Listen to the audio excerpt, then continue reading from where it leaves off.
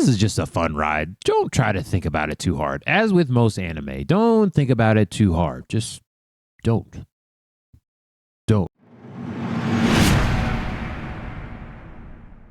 Hello and welcome back, everyone. This is your host, Jim Jam, here for another Is It Isekai anime review. Now, this particular series came out last season, but we're going to review it now because it's still fresh on my mind somewhat, kind of, sort of. But it is The Red Ranger Becomes an Adventurer in Another World. As you can see coming up behind me is that it is an amazing anime, and it looks very familiar because guess what? We have a Red Ranger similar to the Power Rangers or Tokujin, Sokujin, Tokusetsu, one of those words. Kaiser, yeah.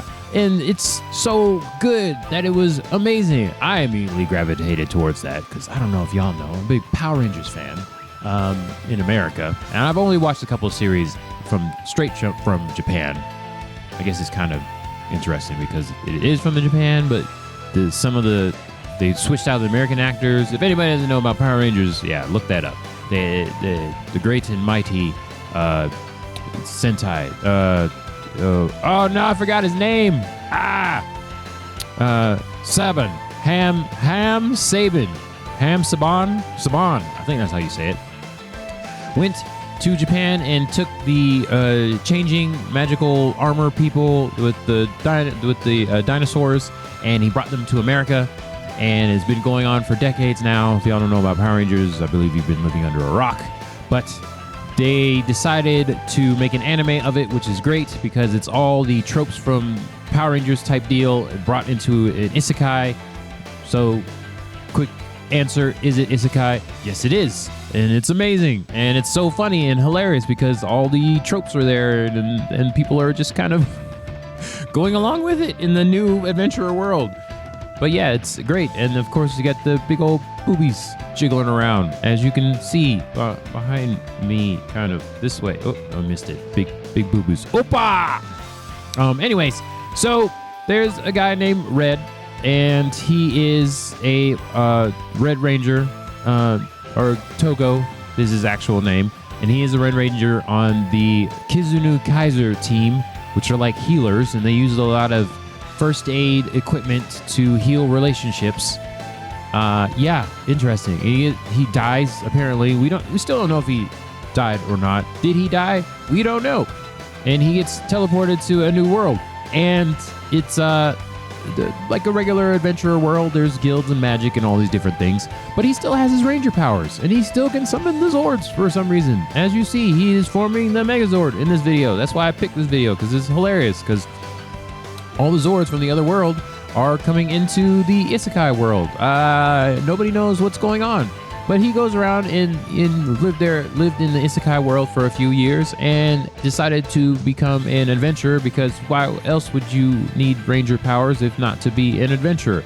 So it follows the normal thing except for the ranger part of it, and he got teleported in his regular body. He didn't get a new body like is typical in isekais, which is very interesting.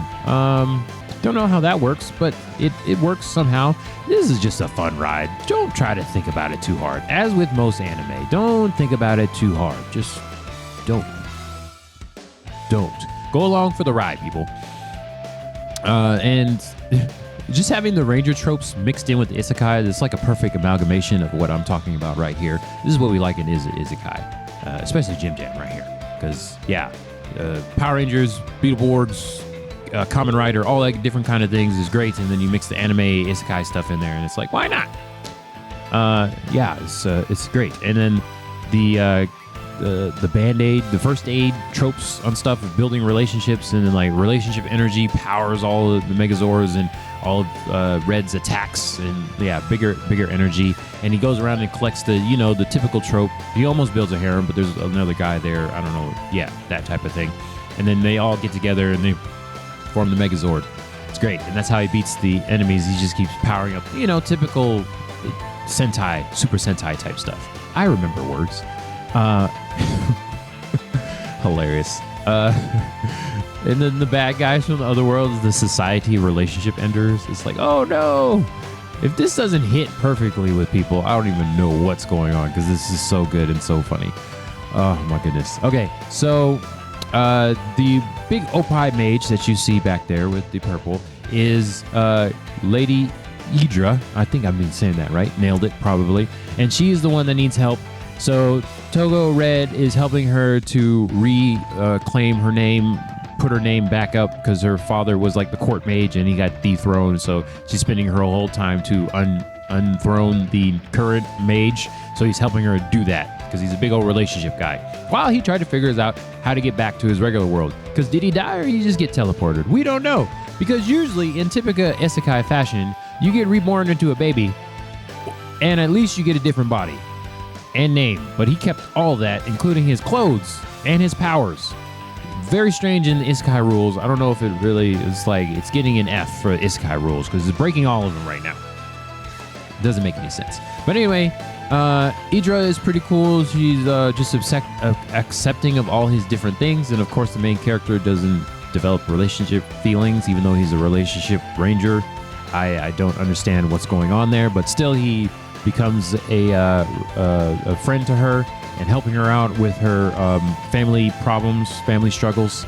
And then along the way, on the journey, we pick up a couple more people, which is, of course, always the blue character. Somebody dressed in blue armor or just blue hair or something like that ends up being the anti-main character person and then ends up fighting him, which is what's going on here. But then, of course, as the blue player, blue ranger, blue sentinel, whatever you want to call it, they end up being like the not cool guy, but still part of the team, as is typical fashion. So they followed the Super Sentai-ness of it all, and almost like an isekai thing as well, collecting people.